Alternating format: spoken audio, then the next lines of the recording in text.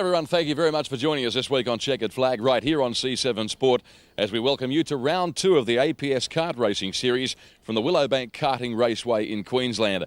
Over the next hour, you'll see many of our nation's finest young drivers doing battle for prestige and valuable points in Junior Intercontinental A, Intercontinental A, and of course the Thoroughbred class Formula A. A lot coming your way in the next hour. Make sure you stick around. First up on the program, let's recap for you what occurred in Junior Intercontinental A in the pre-final. As the juniors arrived at Ipswich for the second round of the 2000 APS Racing Series, none of them quite expected to receive the hiding they received from 12-year-old Andrew Thompson. Despite maintaining second fastest qualifying position, as he did at the opening round in Adelaide, Thompson led for only a handful of laps throughout the heats and never led in the pre-final. Behind him, the best of the rest was Jeffrey Grant, who suffered badly in Adelaide after that ill-fated move on race winner Ryle Harris on the final turn. Another to come through the heats in fine fashion despite one DNF was Glenn Powell's, the man who stood on the bottom step of Adelaide's podium. Missing from action though was round 1 winner Ryle Harris, who like fellow Azuru drivers Barclay Holden and Richard McLeod was suffering from immense engine trouble. He would need to find something special in the final. At the close of trading, it was all Thompson in the pre-final from Grant, Powell's, Adelaide's Tim Slade and Melbourne's Jace Lindstrom. Harris coming through for 6.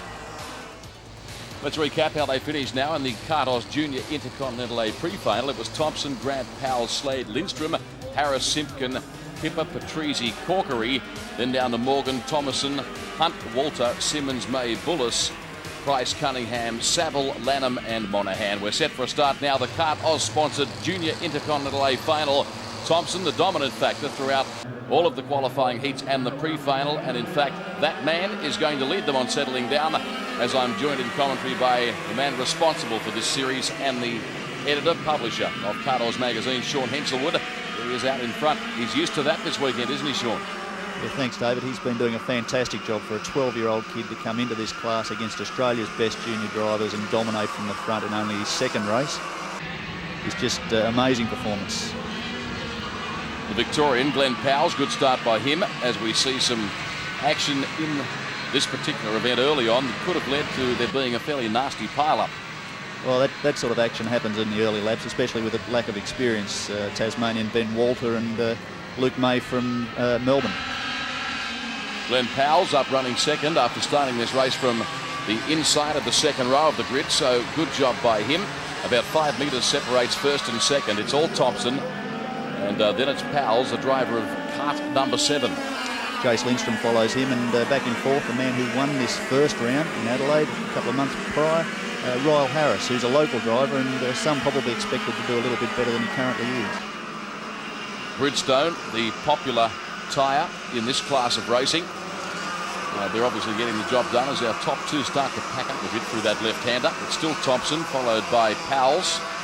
And I think it's Lindstrom next, is it not? Lindstrom is third. He's done a very good job. He's been in Junior Intercontinental A for a number of years now, so he's well experienced, well versed in these karts and the tuning. Taking over fourth now from Ryle Harris is Jeffrey Grant. These two, of course, are the ones that came to head on the very last corner of the first round of the series. Sean, how do the drivers rate this Willowbank layout, which, by the way, is 1,100 metres in total length? Is it an enjoyable track, providing a bit of everything?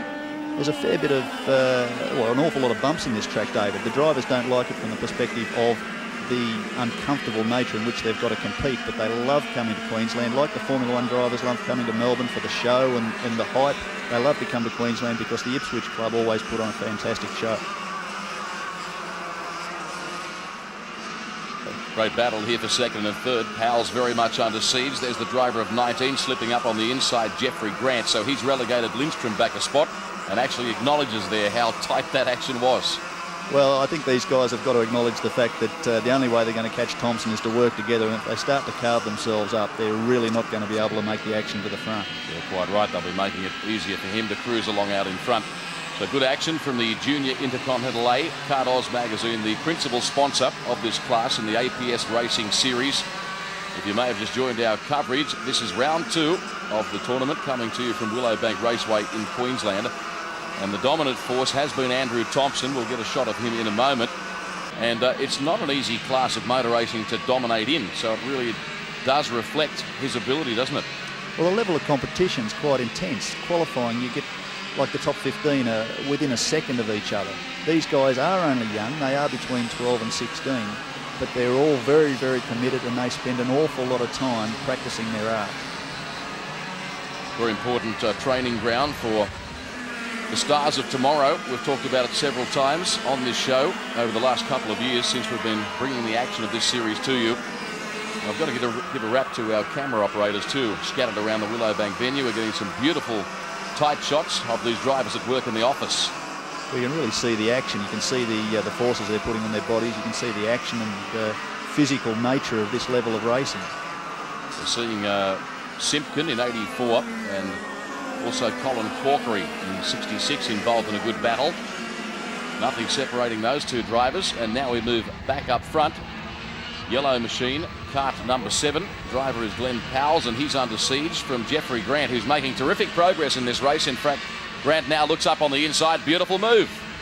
Fantastic move there by Jeffrey Grant. He lined that up a little bit earlier. He'd been hounding Powles for a number of laps and knew where he was going to make his move, how he was going to make his move. And of course, Glenn has let him. Glenn's got back through. We've just missed that whilst the replays run through.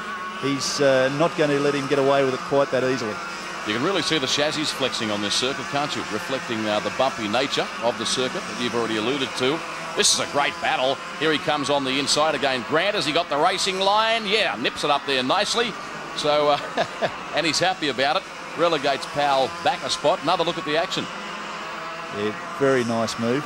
He's alluded to the fact that Thompson's getting away. And look, Glenn, the only way we're going to get through this, let's stop fighting. Let's just... Beautiful camera work there. You really see those chassis moving. There you go. Let's go towards the front. Wouldn't be happy about it by any chance either, would he? They're at it again. There's plenty of power of this number 7 kart with a Anthony Bartolo tuned engine. He's one of Australia's top engine tuners, and he's really got this thing on song, but the young man in front's really doing the job. Certainly is. Andrew Thompson, Tony Kart entry. Of course, he was running Swiss Atlas in the first round, made the change to Tony Kart. Tony Kart are notorious for being able to take young talent, especially to Europe, and further their careers, much like James Courtney. Sean, in your view, as an undisputed karting expert, how much difference is there between the various chassis? A lot of different manufacturers involved, and we've got a fairly even spread of them in the field taking part in this particular final. Is there much between them? There isn't really much between them, David. It's a little bit like the difference between a Falcon and a Commodore and V8 supercars. It depends on the way you've set them up. It depends on your engine. It depends on your tyres. And because these races are so long and there's so much tactics involved, it depends on how you put those three things together. The Techno Kart of the Victorian Glenn Powles continues to run second. As we go back up front, though, to our race leader, the Queenslander Andrew Thompson. Tony Kart, as I've already mentioned. This has been an absorbing tussle for second and third. I reckon they've thrown the script out the window. They both might know. They should just settle down and concentrate on catching the man up front, but they're having too much of a good time. I think it's a foregone conclusion now as the laps start to wind down, David. I think Thompson's gone. It's really now a battle for second. Who's going to take that position?